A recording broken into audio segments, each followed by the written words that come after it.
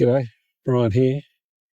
We've just completed our journey from Swakopmund to Etosha National Park. Took us a bit over 7 hours in the end. We did stop for a fill up a few times. It was a pretty uneventful drive as far as landscape went. Not a lot to get thrilled about compared to some of the other drives we've done here in different places. But the bonus was that the whole drive here was all on tarred road. Decent tarred road for the most part.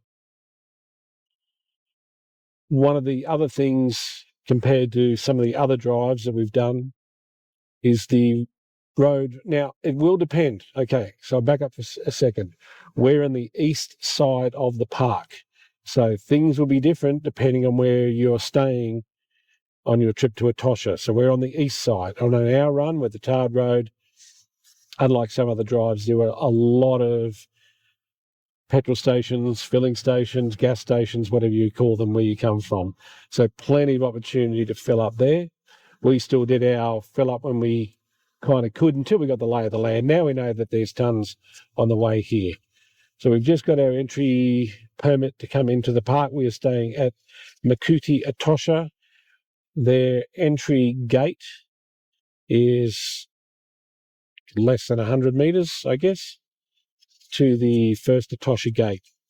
So you get your permit and then you go in and then you pay further along inside. Not exactly sure what we're going to see.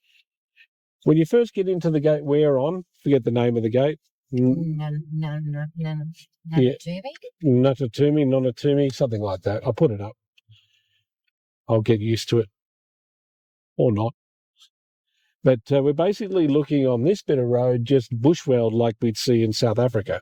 We haven't gotten to that kind of flat, open pan style where it's you can see for miles. But we don't really know the lay of the land. This is our first time in Etosha, so we'll get used to it, grab a map, and when we had a bit more time here, we'll get to know, especially where the water holes are, because especially in the morning and late in the afternoon, that's when the animals are going to come down for a drink. So that's my little summary of our drive up here, our first time entering Etosha. And I'll do more of a spiel once we've had some animal sightings, or some good animal sightings. Catch you later.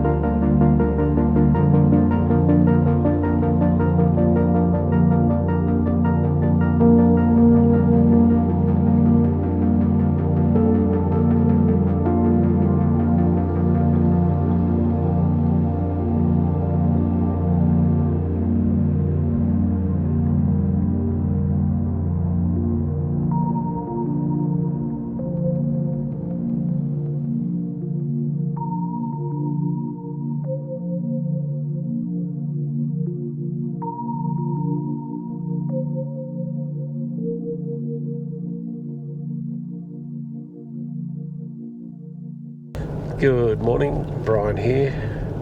Just going to do a follow-up on yesterday afternoon's short drive in Etosha after we'd driven up from Swakopmund, about 7 hours. We had about 2.5 hours in the afternoon here in the park, and if you're like us and you're spending a few days here and you're going to be in the park every single day, you can get the permit to cover those days, and when you go to reception, which is 12 hours from the gate we're in, von Lindquist, and I can't 12 kilometres, sorry, von Lindquist gate, or the Numatumi, I can't remember that one, but same gate, different name. Yeah, 12 kilometres to reception. You can pay for your whole stay there. It just makes it a bit quicker getting in and out of the park if you're here for multiple days and multiple drives. And we'll do a morning drive, go out for lunch, back to Makuti Etosha, our lodge, because it's right near the gate, and have a bit of a nap, whatever, and then head back in the afternoon. Plenty of general game in the southeastern part of the park. Lots of zebra, wildebeest, black-faced impala, springbok, giraffe. The main raptor seems to be the pale chanting goshawk. We saw a few of those around. We saw some busted, and they're the largest flighted bird, or the heaviest flighted bird here in Africa. Half an hour in, we saw a number of cars over at a point, and when there's a group of cars, normally means cats. And sure enough, there was a couple of lions, male lion of around 4, I'd estimate, and a female lion. He was looking to mate, she wasn't interested, but a good sighting because they were right near the side of the gravel road. And later on, we saw a couple of cars over in that same point, decided to go back, and there was another beautiful, stunning, big male lion, I'd say around 5 or 6 years old. He had more of a black mane at the back. He was a beauty, and I'm going to guess that they were coalition partners for a pride, or to look after a pride over in this area, and they're both probably following this female. The young male had some fairly recent bite marks and things on his head where he'd been in a scrap, and it could well be with his coalition partner. They may be a coalition. When it comes to mating, they often get into a bit of a bingle over who's going to mate with the female. But he was an absolute stunner, one of the most beautiful lions we've ever seen. So we're going to head back to that area, not too far from reception. So it's only about 10 or 15, have a bit of a scope around there and see if we can find those lions again. And then scope out some water holes. We've got a lot more time today, so we're going to check that out as well. So once I've had a few more sightings, I'll do another report, and I'll catch you guys later.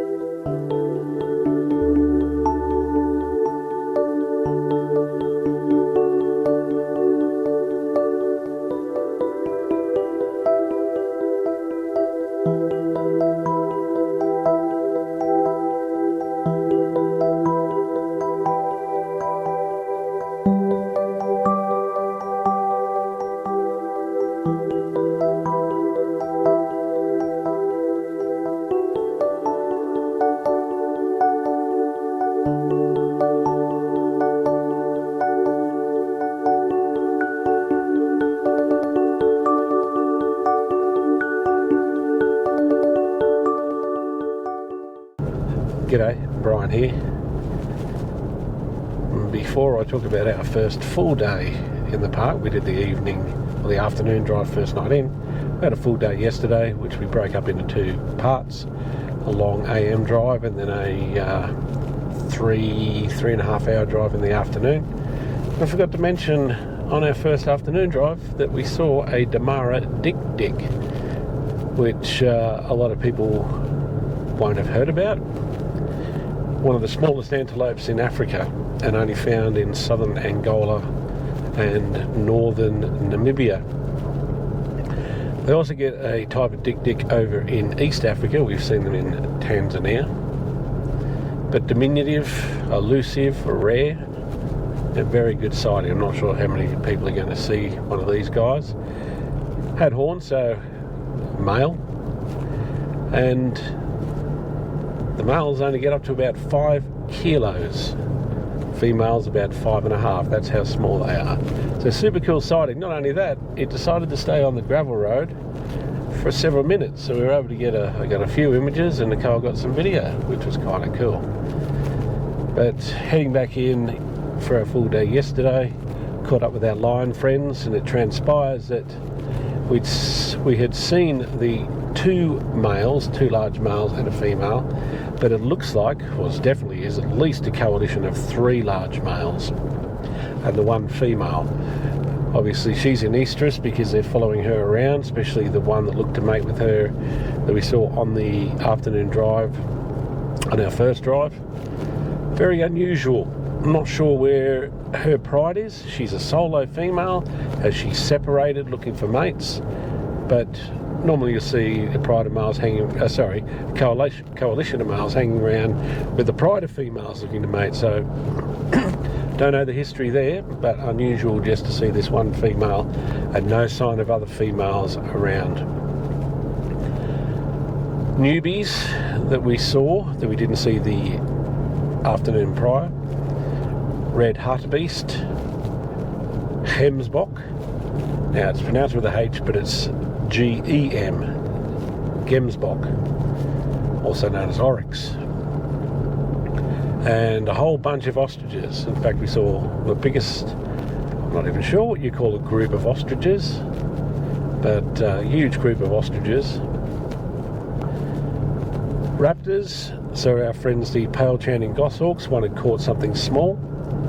They do have these crickets, like something out of a nightmare, crawling all over the roads here, which we had seen on our way from Sosvalley to Swakopmund. And we also saw a pair of kestrels, lesser kestrels I do believe, and it looked like one had picked one up. I don't think they're necessarily that appealing to most animals to eat, despite how many there are.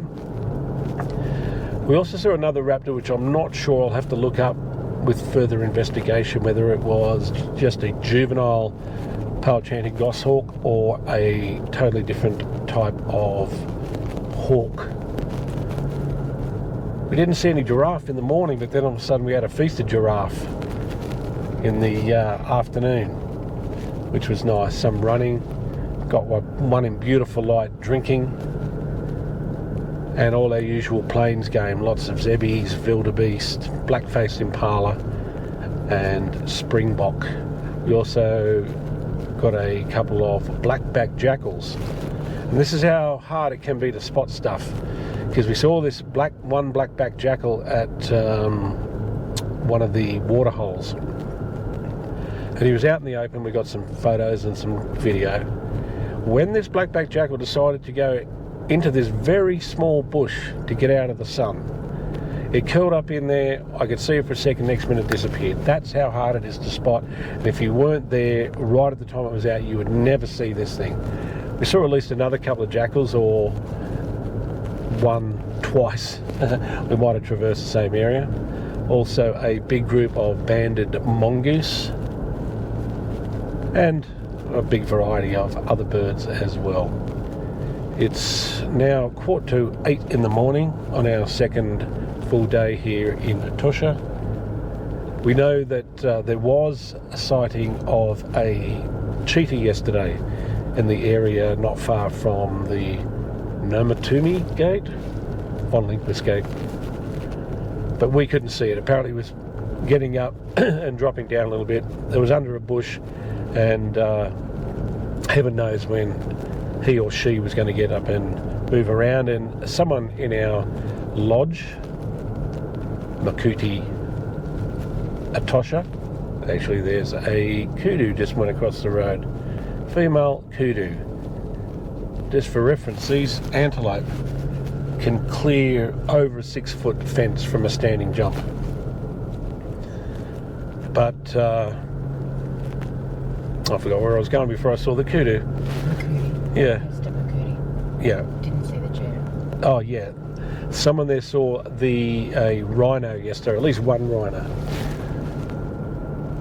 Now, on the grounds of Makuti Etosha, our digs, during the daytime, because it's surrounded by I don't know how many acres of bushveld,